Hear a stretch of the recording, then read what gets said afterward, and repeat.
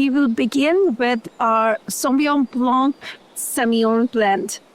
Now, what's exciting is LXV has its origins, its inspirations in Bordeaux. So, of course, to make a white wine, that's a Bordeaux blend, was implied, was inspired, but we are at Europas. And so we always have to seek for other appellations and sometimes wine regions to get some of our fruit. So the Sauv Blanc and Semillon both come from a vineyard called Vogelsang. So if you know California, we're talking still about the Central Coast. So we are an hour and a half south, Santa Barbara area. In Santa Barbara, if you go a little bit east, and there is a beautiful appellation called the Happy Canyon. And both the Sauvignon Blanc and the Semillon lots, they sit on this beautiful man-made lake. Why that's important, it really regulates the temperature. So, of course, we have the diurnal shifts that allows for that bright, bracing acidity in the wine. But also, the Happy Canyon just has a sweet spot to allow the Bordeaux varietals to ripen, which is very important. So, this is our Sauvignon Blanc Semillon from Vogelsang Vineyard in Happy Canyon, Santa Barbara, California, Central Coast.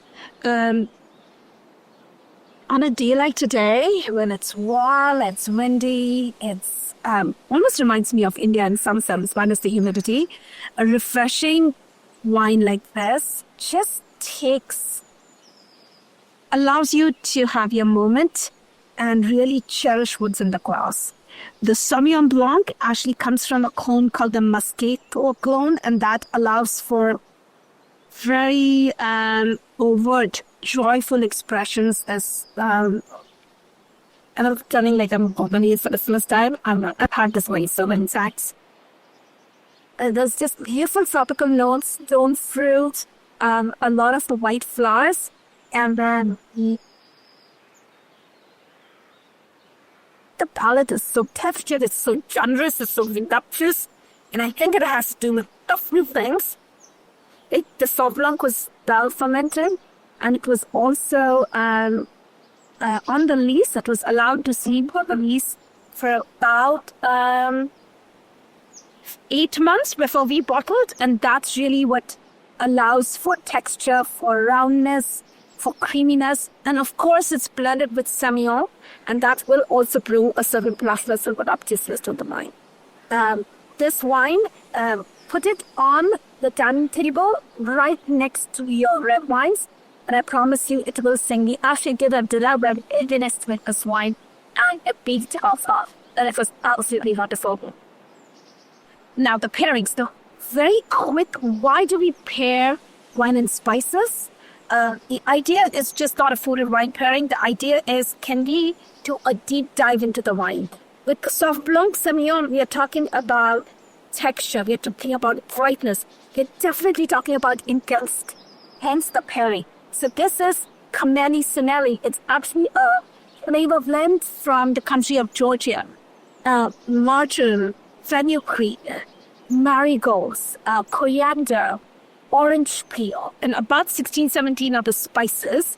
The idea is bringing something very intense in proximity of the wine and see what it does. And that's why we do these pairings. Yes, it's fun to pair them for the flavor, but it's even more fun to pair them to see what it does to the wine. Does it challenge the wine? Does it bring out the acidity we're talking about? Does it bring out the creaminess we're talking about? So all we do is take a little bit of the spice blend, which is probably you have acquired it one way or the other, a neutral cubes of cheese, sprinkle it, let it marinate for just a little bit, because I'm Indian, it's all about marination. And then you do wine, spice, wine. To just get an understanding of the wine. Kind of understand the flavors of the spice.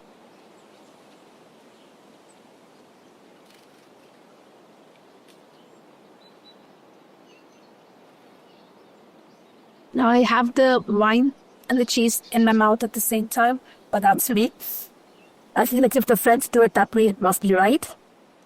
What has happened with this is the fenugreek, the coriander, the marigold have such bitter edges to it. it allowed for the fruit to come alive. There is so much herbaceousness in this wine, and that's also complementing the fruit. It's almost like the wine that had so much to give came alive in a completely different dimension. The beauty of these pairings is it unlocks something in the wine that you wouldn't have had on your first sip. This wine and spice pairing, if you want to replicate it as, let's say, a dish or a dinner or something you take to someone's house who's hosting, I would love to suggest finish a chicken with it or finish a fish with it with some butter, preferably not oil, but with some butter, just to tone down the bitter notes a bit, and just pair it with this wine, or just try it with a little bit of a butter popcorn, not olive oil popcorn, but butter popcorn. If you really so feel like switching out that grilled tamuni or just resting it out, this will make a beautiful pairing. Shante.